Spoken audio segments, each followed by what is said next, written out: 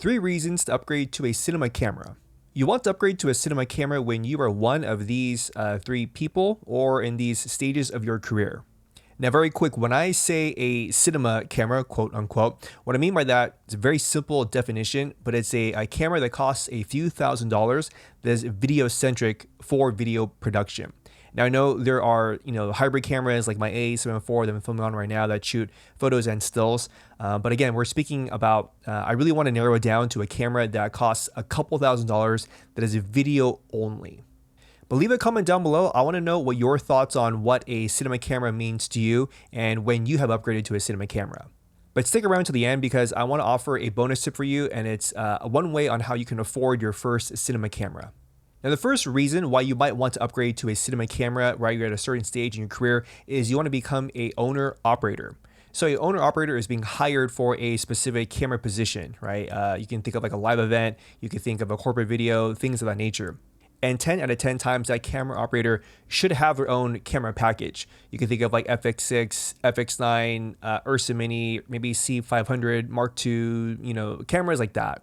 And the reason why you would want to own your camera is because now the production company doesn't have to go out of their own means or own ways to go get that camera, whether that be from a rental house or someone they know. Now, if you're starting to get into that space where you're getting brought on to certain shoots and they request like say Sony FX9 or Sony FX6 and it's, 5 shoots, 6 shoots, 7, 8, 9, 10 shoots, and you're like, you know what, might be time for me to actually buy this camera because I can continuously get these jobs and get more consistent work. The second reason why it might be time for you to think about upgrading to a cinema camera is you want to become a cinematographer or a director of photography. Now, 99% of the DPs I know in Los Angeles, as well as other areas, but specifically I am in the Los Angeles area, 99% of them have a camera package, whether that be like a red Komodo X, could be like a Sony Venice, could be a C500 Mark II, could even be like an older camera, like an Ursa Mini Pro G2 or FX9, right? They have their own camera package, and majority of the time they are shooting with that camera package. Now, there are those offshoots where a agency or production company will request a specific camera, like Venice or V Raptor, Mini LF, whatever the camera is, right? In those circumstances, then you can go ahead and rent those cameras. For instance, a shoot I did for a Focusrite a couple years ago, the agency is based out of London. They had shot the majority of their London stuff on the Sony Venice. And for the LA portion, where they wanted to shoot in Vasquez Rocks, what I did was I offered my FX9, and they said that was perfect because the FX9, the color science is not the same as the Venice, but it's very, very similar. So that way their post house wouldn't have an issue color matching the stuff that was shot on the Venice and the stuff that was shot on the FX9. A little tip for you is if you are in a situation where, say, you get on production, the director wants to work with you, all that great stuff, and they say, we want to shoot on Alexa Mini or Alexa Mini LF.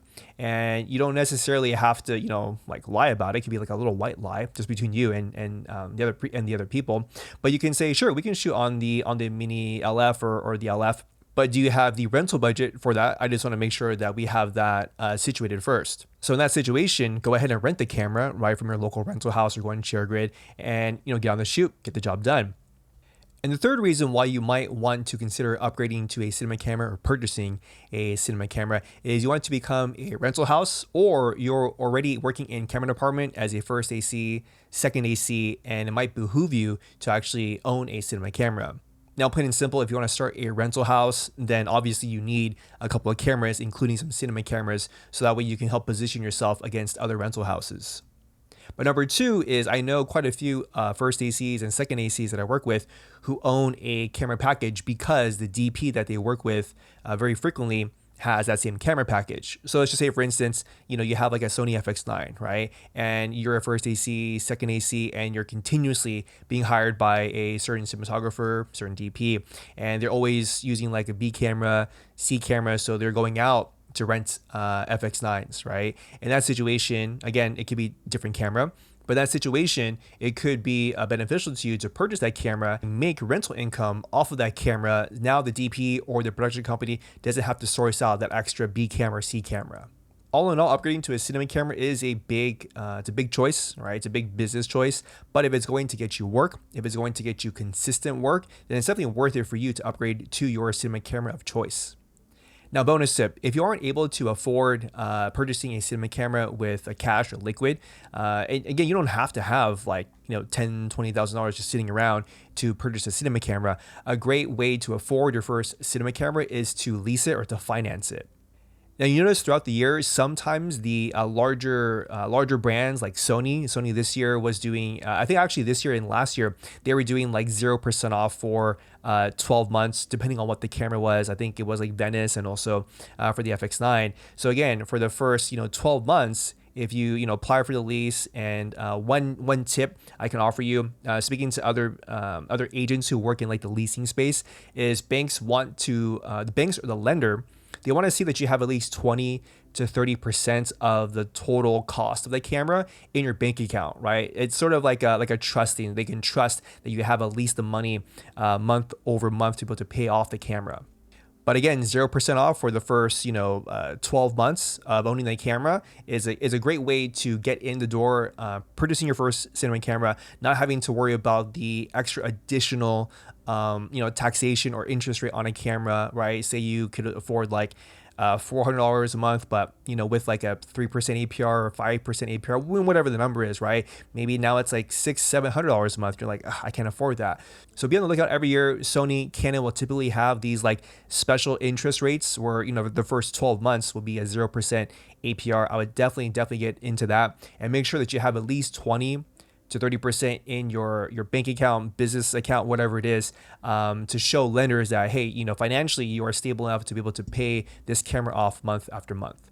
Leave a comment down below. Again, I want to know exactly when was it in your career where you decided it was time for you to upgrade or purchase a cinema camera, or again, if you have any questions on any of the things that we talked about, leave a comment down below. I will be more than happy to get back to you. Please subscribe to the YouTube channel as always, just so you are notified of new content coming out.